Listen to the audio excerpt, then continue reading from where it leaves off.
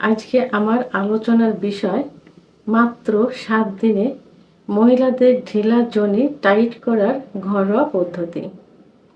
দেশের এবং প্রবাসের ভাই বোনদের প্রতি সালাম। আসসালামু আলাইকুম। আমি প্রভাষক রিক্তা পারভিন, হোমিওপ্যাথি এবং আয়ুর্বেদিক চিকিৎসক, চেম্বার সেবা হোমিও কমপ্লেক্স অ্যান্ড সেবা ডিজিটাল ল্যাব, উপজেলা মডেল মসজিদের পূর্ব পাশে, শিমুলিয়া, মাগুরা। আসলে মহিলাদের জন্য খুব সেন্সিটিভ একটা জায়গা, আহ, যার উপর নির্ভর করে স্বামী স্ত্রী মধুর একটা সম্পর্ক। তো অনেক সময় দেখা যায় যে অনেক অবিবাহিত মেয়ে বিয়ে হবে ঠিক তার আগ মুহূর্তে 2-1 মাস আগে আমাদের সঙ্গে যোগাযোগ করে থাকে, বিশেষ করে আমার সঙ্গে যোগাযোগ করে যে ম্যাম আমার জনিটা নিজের কাছে নিজের লুজ মনে হয়, এখন আমার বিয়ে, আমি কি করতে পারি। তো খুব দ্রুত একটা সমাধান প্রয়োজন।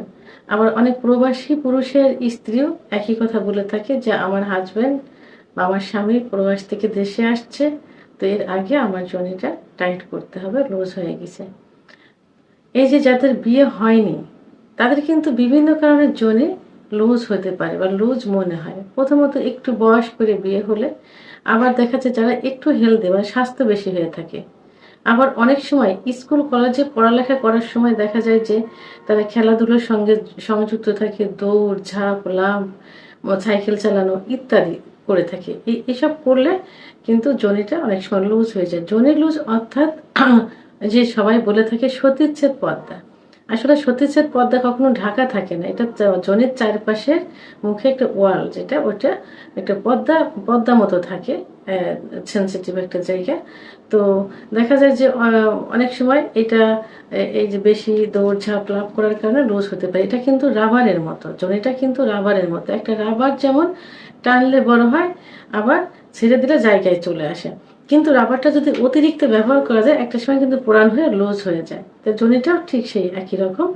তো অবিবাহিত মেয়েদের এই কারণে এই সমস্যা হতে পারে। আর যারা প্রবাসে থাকে, প্রবাসী যে বউ, তাদের দেখা যায় যে তাদের বিয়ে করার পরে 2-1 মাস তো কাছে থাকে, তারপরে তো বাইরে যায় নিয়মিত 3-4 বার কি 2-3 বার সহবাস হয়।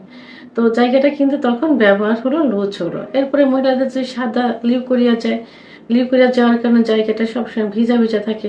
তারপরে এদের বাচ্চা হলে ওই জায়গাটা লুজ হয়ে যায়। আবার স্বামী স্ত্রী যখন ফোন আলাপ করে তখন অনেক সময় কিন্তু হস্তমৈথুন করে থাকে, স্বামীও করে এপারে স্ত্রীও করে। তা বিভিন্ন কারণে জায়গাটা লুজ হয়ে যায়। তো এরা আসলে স্বামীকে বোঝাতে পারে না, ভয়ে তখন ট্রিটমেন্ট নিতে চায়, চিকিৎসা নিতে চায়, যাতে স্বামী কোনো মন্তব্য না করে। এটা অবিবাহিত বিবাহিত দুজনরাই আসে। তো আজকে আমি এদের জন্য একটি ঘরোয়া রেমেডি বলবো, যে রেমেডিটা ব্যবহার করলে ঠিক পূর্বের অবস্থায় জনি যে অবস্থা ছিল সেই অবস্থায় ফিরে আসতে সক্ষম। তবে হ্যাঁ, যদি বাচ্চা ডেলিভারির সময় জায়গা টিয়ার হয়ে যায়, চিরে যায়, চিরে বাচ্চা ডেলিভারি করে, সেই জায়গা যদি রিপেয়ারিং না করা হয়, স্টিচ না দেওয়া হয়, সেক্ষেত্রে কিন্তু ওষুধে ওইভাবে কাজ করবে না, এই রেমেডিতে ওইভাবে কাজ করবে না। এর জন্য অবশ্যই একজন সার্জারি ডাক্তারের শরণাপন্ন হতে হবে। তারা ওই জায়গাটা কাঁচা করে আবার নতুন করে রিপেয়ারিং করে দিবেন। তবে যদি অল্প পরিসরে হয়ে থাকে তাহলে এই ঘরোয়া রেমেডিটি অবশ্যই কাজ করবে। এবং টিয়ার ছাড়া বাকি কারণে যদি এটা লুজ হয়ে যায় তাহলে 7 দিন থেকে 1 মাসের মধ্যে এই রেমেডিটি কাজ করতে সক্ষম। তো এই রেমেডিটি তৈরি কিভাবে করতে হবে, তৈরি করতে যে উপাদানগুলো লাগবে, প্রথমত হলো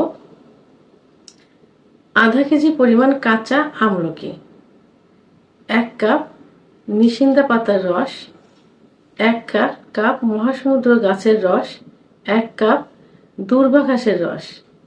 যে দূর্বা ঘাস পথের পাশে, বিশেষ করে মাঠে ঘাটে ওই পাশে, জমির পাশে কিন্তু এই ঘাসগুলো হয়ে থাকে, দূর্বা ঘাস, 1 কাপ পরিমাণ দিতে হবে। এই 4টা রেমেডির ভিতরে 1 লিটার মতো পানি নিতে হবে। পানি নিয়ে এমনভাবে জ্বালাতে হবে যেন আমলকিটা গলে যায়, সেদ্ধ হয়ে যায়। যখন আমলকি সেদ্ধ হয়ে যাবে, বীজ থেকে সরে যাবে, ঠিক সেই মুহূর্তে জালটা বন্ধ করতে হবে, জ্বালানো বন্ধ করতে হবে। এবং ঠান্ডা হবার পর হাতে পিষতে হবে। হাতে পিষার পর সেটা ছাঁকনি দিয়ে ছাঁকতে হবে। এই রস, এই 4টা উপাদানের রস ভালো একটা পাত্রে, একটা জারে, কাঁচের জারে সুরক্ষিতভাবে রাখতে হবে। এবং এই রসটা, এই রেমেডিটা কি করতে হবে, পাতলা একটা কাপড়, বিশেষ করে হাত পা ভেঙে গেলে, কেটে গেলে যে গজ কাপড় আমরা ব্যবহার করি, এই গজ কাপড় প্যাকেটজাত অবস্থায় কিন্তু ডাক্তারের একটা ওষুধের ফার্মেসিতে পাওয়া যাবে, ওখান থেকে এনে এই 2-3টা আনতে হবে। সুপারির মতো পুটলি করতে হবে, পুটলি করে এবং একটা কাপড়, প্রথমে কাপড়ে এই রস নিয়ে সকালে এবং রাত্রে যোনির চারপাশে সুন্দর করে ম্যাসেজ করতে হবে, লাগাতে হবে এবং আলতোভাবে ম্যাসেজ করতে হবে, যোনির ভিতরে আসতে হবে, ম্যাসেজ করতে হবে। এবং পরবর্তীতে ছোট্ট পুটলি করে যোনি পথের একটু ভিতরে, হালকা ভিতরে প্রবেশ করিয়ে 2 পা চেপে 10 থেকে 15 মিনিট বসে থাকতে হবে, প্রতিদিন সকালে এবং রাত্রে। এভাবে টানা 1 থেকে 1.5 মাস যদি এই রেমেডিটা ব্যবহার করা যায়, তাহলে অবশ্যই যোনি আগের অবস্থায় ফিরে আসবে, অর্থাৎ টাইট হয়ে যাবে। আমার ভিডিওটি সম্পর্কে যদি কোনো মতামত থেকে থাকে অবশ্যই কমেন্টসের মাধ্যমে জানাবেন। আর ভিডিওটি ভালো লাগলে লাইক, কমেন্ট, সাবস্ক্রাইব করে আমার সঙ্গে থাকুন। আল্লাহ হাফেজ।